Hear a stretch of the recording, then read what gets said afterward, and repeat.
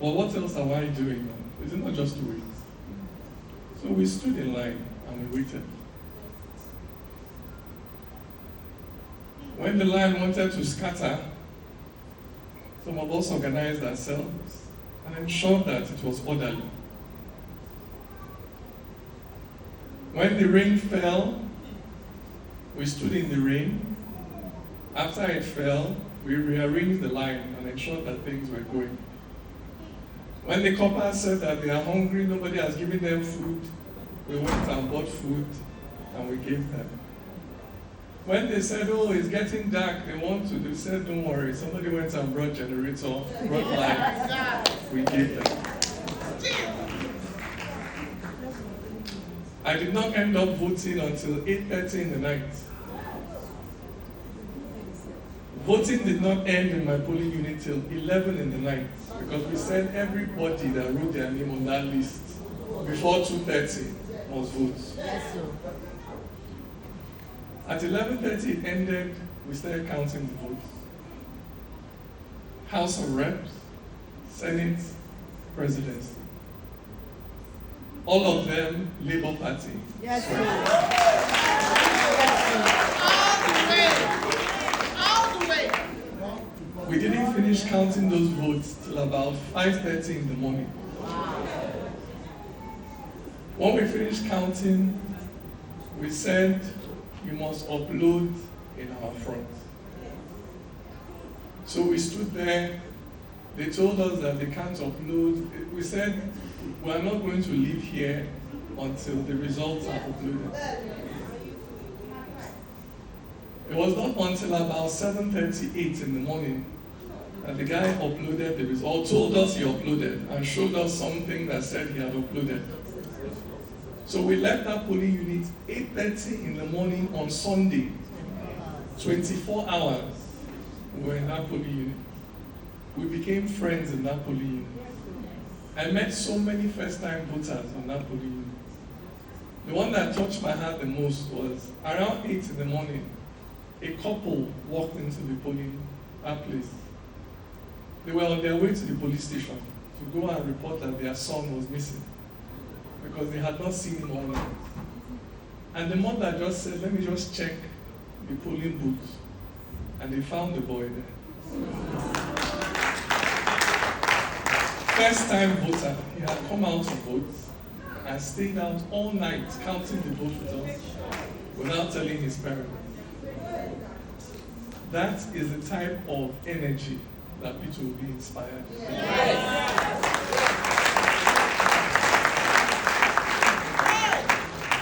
It was not the tactical or cynical voting of experienced politicians. This was people voting with their hearts, with their soul, with their conscience.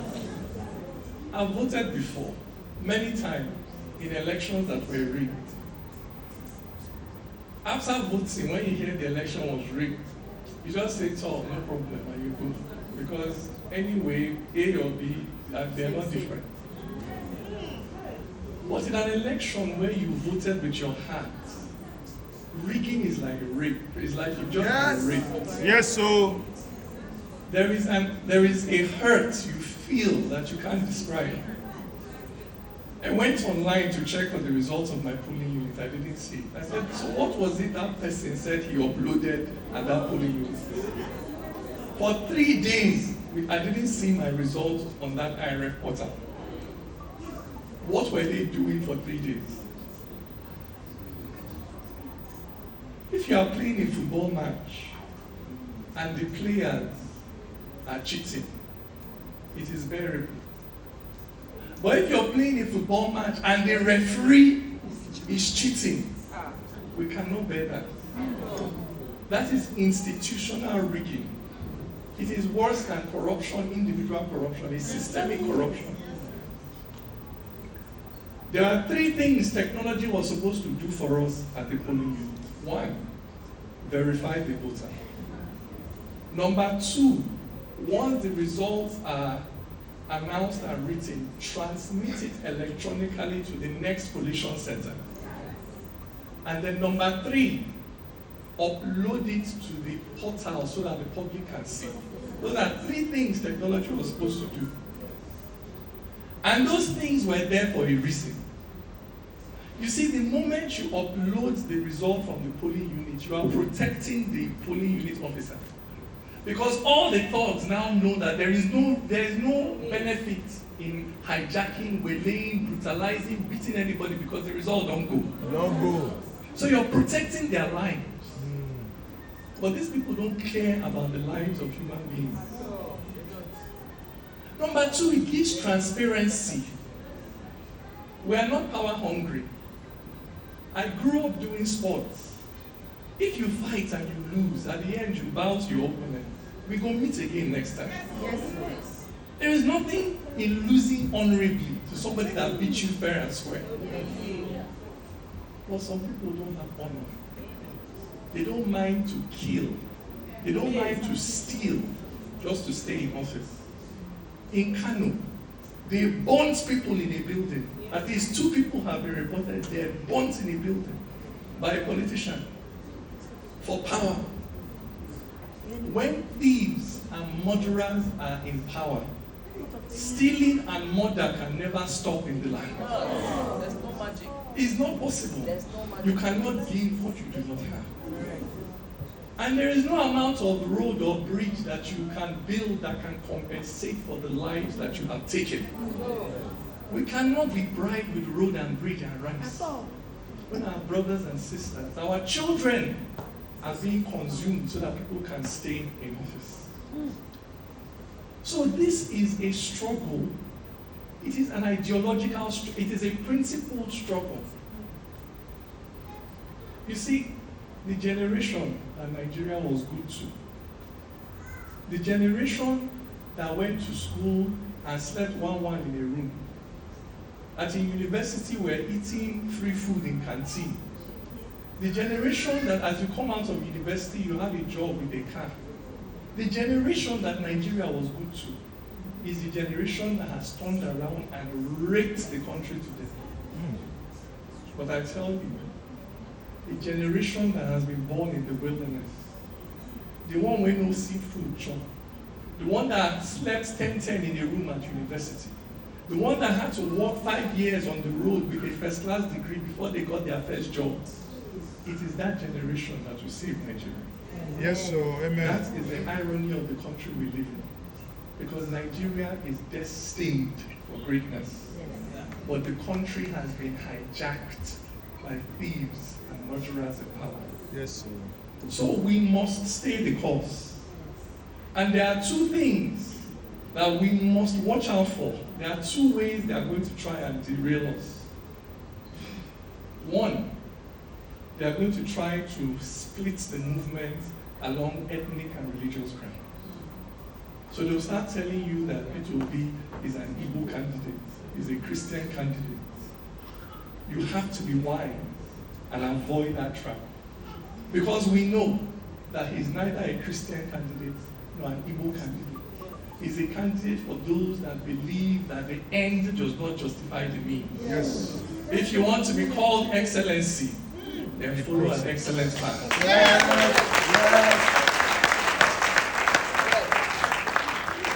So don't allow anybody to make you tribalize this thing. P2B, I'm an Igbo guy. P2B does not belong to me. And as Igbos, let's be careful not to begin to show possessiveness over him as if now we get and pass other people. No, we get and pass other people. If now only we support him, we don't go anywhere. Let us always ensure that other tribes and other religions are comfortable in our meeting. Let us always make space and be sensitive to their own needs and desires. Those of us Labour Party candidates that have won election here in the FCT and other places, where as a non-indigene you have won election in a place outside of your state of origin, be wise.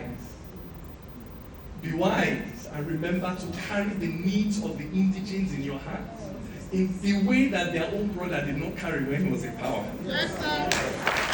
That is how to consolidate on victory. We must avoid the banana peel of tribalism. Let them not scatter us on the ground of tribalism. The Muslim is my brother. Yes. The Idoma is my brother. The Fulani is my brother. As long as we both believe in a country where everybody is equal before the law. The only division here is between those who will do anything for political power and those who will not. And P2B will not. And I will not. And I will not. I will not. That is who we are. So let them not divide us on grounds of ethnicity and religion. Please, it's very important because they will try very hard. The number 2 thing they will try is to say that you're an anarchist because your candidate no win. You want to tear everything, you want to burn everything. No, that is not who we are. That is why I listened carefully to P2B's first media or press briefing. And I said, yes, this man has shown why I supported him. He didn't ask anybody to burn anything. He didn't ask anybody to pull down anything. He said, I am obedient. You said I should go to court. I am going to court. That is who we are. Even though we know that the court is compromised. Even though we know that some people have been investing in the judiciary for years to ensure that in situations like this, the judgments may go their way. Still, we believe in the rule of law. Yes, sir. And therefore we will go to court. Because there is God in heaven. Yes. And you never know what can happen. You never know what can happen. And I tell you, even if they win in that court, they cannot win in the court of public opinion. That tag of thief will stay with you for the rest of your life. Yes. Every time your name is mentioned, the 2023 election will be a subtext in your profile and your CV for the rest of your life. There is no law in this country that stops me. Every time you walk into the room, I may rise up in respect because you are president or you are minister. When you pass, I could say, Ole, Bravo, Onyoshi. Nothing can stop me from saying that under my breath. Because that is social censure. And you can never avoid social censure. So my people, do not be moved. Don't let anybody push you into a tribalistic response. Don't let anybody push you into an anarchist response. No, we respect the Constitution. We respect the law. Because one day, our own person will be in that office. Yes. And the day our own person is in that office, the same way me, I chop him. When your person was there, you go chop him when my person is there. So we must respect and preserve the sanctity of that office. We are going to court. And anything can happen in court. It is 50-50. As rigged as the system is, it is 50-50. Do you understand what I'm saying? It is possible that we can reclaim that mandate through the court. It is very, very possible. But more than that, whatever happens, this government that is coming must not be totally in the grip of the APC and the cabal, not even the APC, the cabal inside the APC. Because again, many APC people, we get sense, we get conscience. We don't like waiting they happen. Yes. For that cabal inside, this government must not be totally in their grip. That is why it is important that 6 people from Labour Party are in the Senate. That over 35 people from Labour Party are in the House of Reps. Because they will provide alternative voices. Even if they are not the majority, the minority must have its say. We go here waiting they really happen, not just one side of the story. And that is why next week Saturday is important. For the obedient movement to really touch down, it must win executive power somewhere. We must get one governor somewhere. We must touch down the last state somewhere. It is important to this revolution, to this struggle. So I know we're in the FCT, we don't get governorship election, but we all come from certain states. Begin now, whatever you can do. If you can travel and give moral support, fine. If you cannot, let your money speak for you. I'm from Abia State. I've already started sending. I've already started sending my resources down because Labour Party has a good chance of winning the governorship in Abia State. Yes, sir. And I believe that we shall win in Abia State. And then we do too. Somewhere we must get governor. Because governor now, you know that when they say we don't get structure, we the people are the structure. Yes. Now we want to add cornerstone to that structure. That cornerstone we want to add to that structure. Like we 1, 2, 3, 4, 5 governorship positions in this country. Because it is not beans for a movement that started 7, 9 months ago from nothing. From nothing. Look at where we are now. It shows you the strength of a people. You cannot defeat a disciplined movement. You can defeat a mob.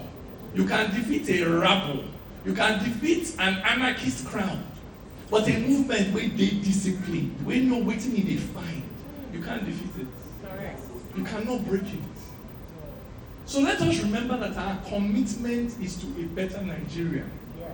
A Nigeria that works according to rules and laws. Can you imagine the audacity for INEC to stand up and say it is not compulsory for it to transmit results? Meanwhile, it is in its own bylaw.